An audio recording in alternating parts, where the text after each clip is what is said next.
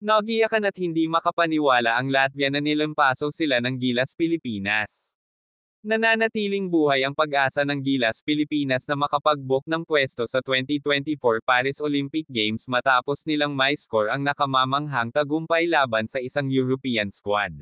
Kung bago ka pa lang po sa aking channel, baka pwede naman po pakipindot subscribe button pati na rin po notification bell para po palagi ka updated sa susunod ko video. Maraming salamat po. Nilabanan ng Nationals ang laban at tinalo ang World No. 6 na Latvia, 89-80, sa FIBA Olympic Qualifying Tournament, OQT, sa Riga Arena, madaling araw ng Huwebes, oras ng Manila. Iniligtas ni Justin Brownlee ang araw para sa Pilipinas sa pamamagitan ng clutch 4-point play patungo sa 26 na puntos, 9 na rebound, at 9 na assist sa loob ng 37 minuto. Naglaro si Kay Sotto ng isa sa kanyang pinakamagagandang laro sa ngayon sa international level, na may 18 puntos sa 7 of -10 shooting sa tuktok ng 8 board, mangyaring umupo at magpahinga at magsaya sa panunood sa natitirang bahagi ng laro kung paano namin natalo ang Latvia.